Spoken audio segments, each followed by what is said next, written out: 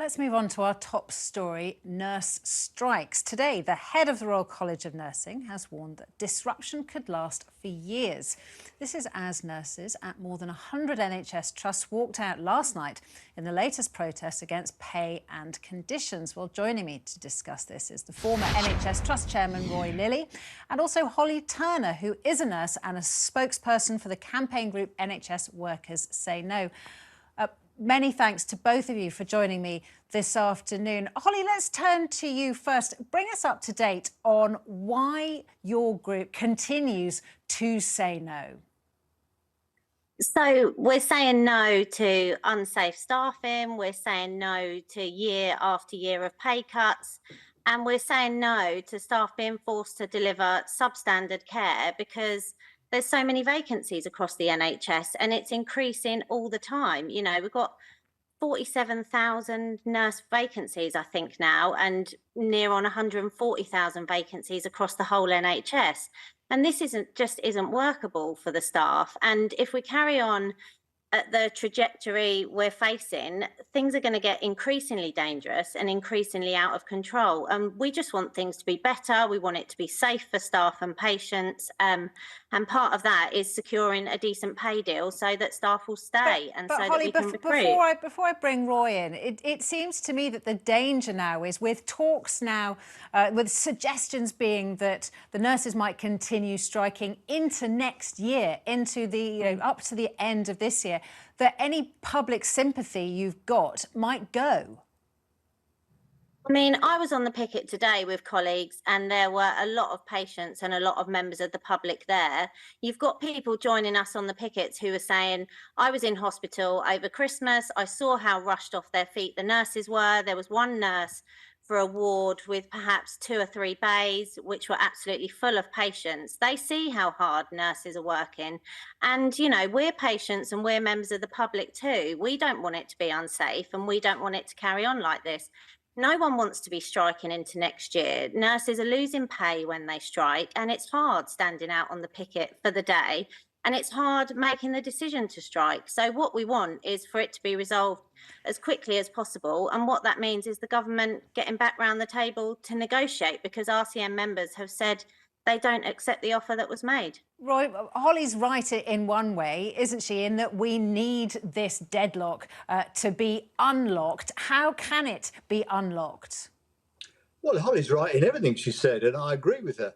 The difficulty we've got is, as you say, how do we fix this? Well, the current tendency of the RCN to strike runs out on, tomorrow, really. And then the RCN then have to ballot their members. Well, their council has to decide to ballot their members. And the question then to the members is, do you want to carry on striking? Now, bear in mind that the RCN has already recommended that nurses accept the deal. And then they took a vote on it and decided not to. Also, tomorrow, a very big day because the NHS Council meets, where the trade unions and the employers meet. The way the numbers are looking at the moment, it's highly likely that the unions, obviously with the exception perhaps of the RCN, will vote to accept the deal.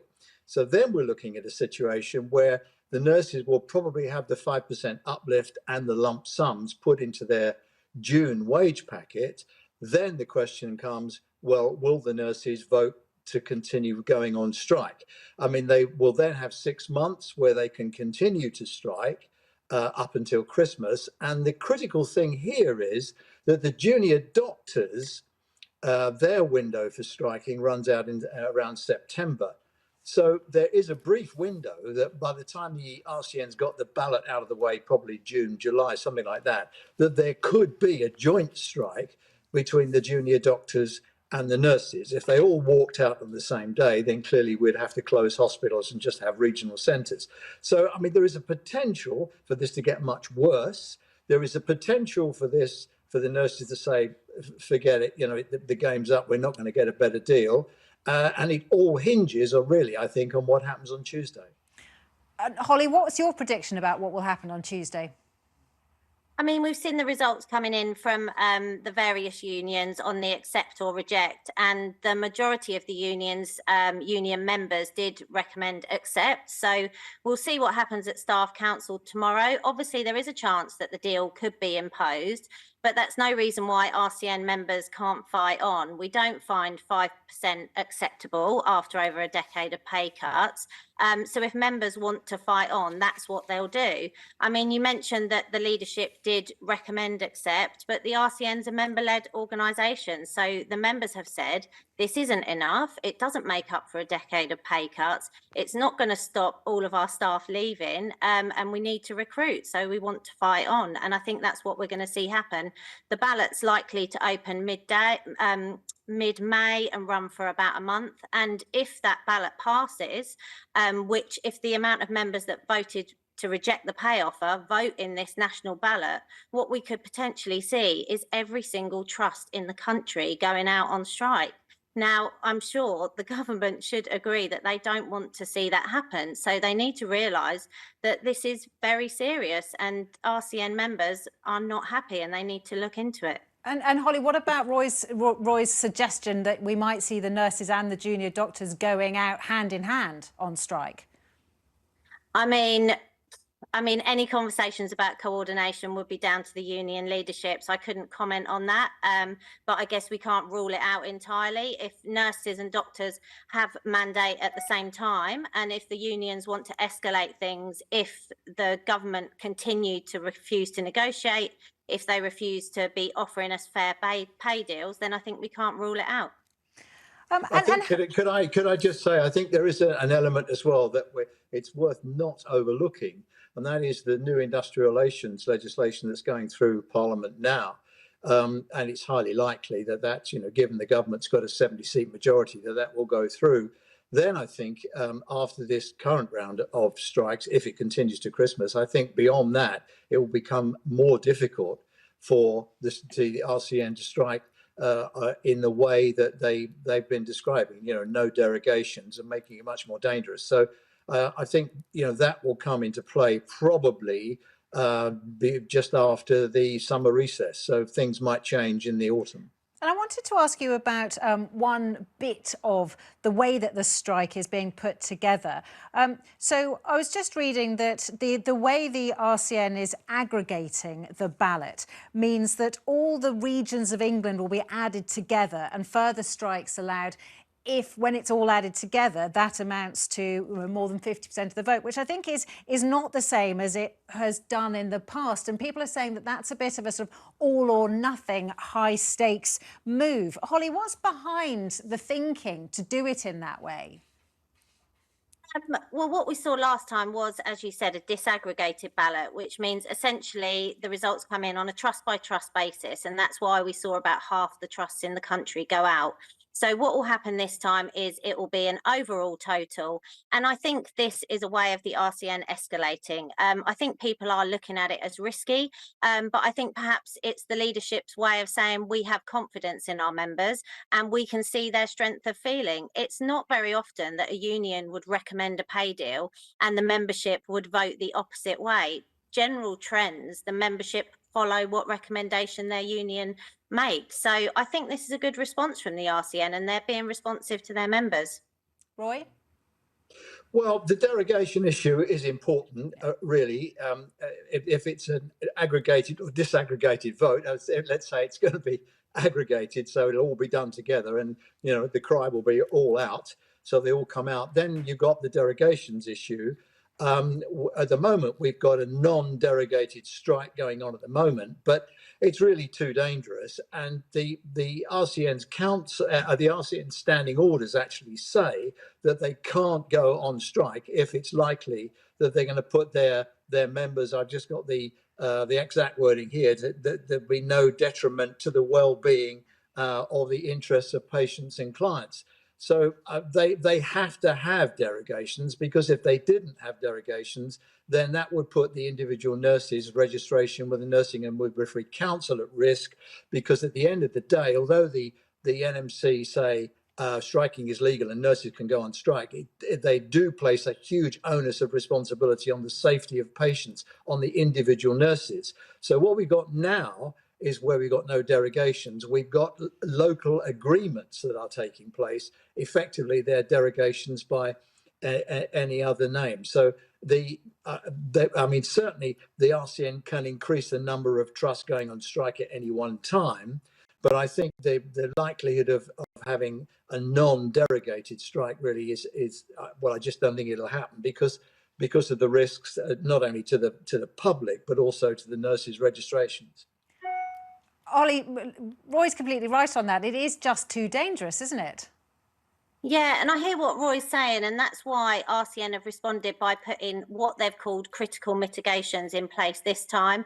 So essentially, that's agreements between the union and the employer to provide life or limb cover. So if they've got a department such as critical care and they know that they simply don't have enough staff to cover that ward safely, they can call the staff back in if they were out on strike. And I think that's fair to do. And RCN, the leadership, what Pat Cullen's been quite clear in saying is that the union have responded to every single request for critical mitigations. And that's what we want to see happen. That's true, but of course the hidden risk with this is at the moment there have been 500,000 people who've lost their place on the waiting list through nurses' strikes and junior doctors' strikes. The risk to them is the clinical risk. Now, they will have reached the front of the waiting list either because they waited a long time or there's a clinical priority. They'll be bounced off the waiting list, and the real difficulty that the hospitals will then have is getting 500,000 people back on a waiting list where there's already 7.5 million. So there will be people, although Holly's quite right to say they're bending over backwards to make sure nobody drops the ball, while they're on strike. What's happening now is there a build-up of people with huge clinical priorities, and frankly, some people will die waiting. And that's the difficulty. It's the hidden risk that the RCN can't mitigate for by going on strike, pushing the waiting list back because they simply can't do elective procedures safely. Then that creates a second level of risk, which at the moment we're all kind of blind to. But I rather suspect as time goes on, there'll be more and more stories where people have been bounced off a waiting list and they've come unstuck. Holly, Roy's completely right about that. As people start to realise the wider implications, the sympathy and support will go. I mean, we welcome the government flagging up patient safety. We want them to be doing it, but we want them to be doing it every single day of the week when we're crying out that our patients are at risk. We're crying out that clinical staff are being left to deliver substandard care due to critically low staffing levels.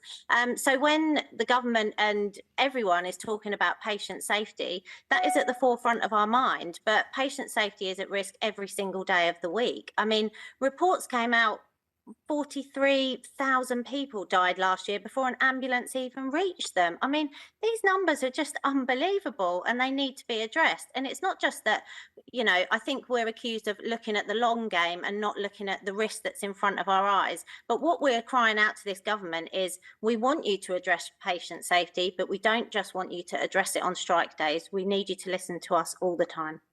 Unfortunately, just very quickly, if I may, part of the RCN deal that the members have turned down was to address safe staffing, was to address changes to Agenda for Change, so the pay increments got fairer, and also to be part of the workforce plan and a review of the pay review bodies. So that, I'm afraid, has been lost. I mean, everybody accepts the fact that the NHS is not a safe place often. That's because there are not enough people working in it. And as Holly will know herself from her own studies, it takes 3 years to grow a nurse, an extra year with a preceptorship. So you're looking really 2 cycles of nursing before you can get back even to basic levels of staffing. This is a 10-year program. And unfortunately, it's not going to be resolved by going on strike, on Tuesday. It's a long-term problem. The NHS has been neglected, and Holly is right to say that. Yeah, well, I think that is something that probably all three of us can agree on, that there has been long-term neglect and some long-term solutions need to be found by all involved. But I really appreciate both of you, Holly and Roy, taking the time to talk to us.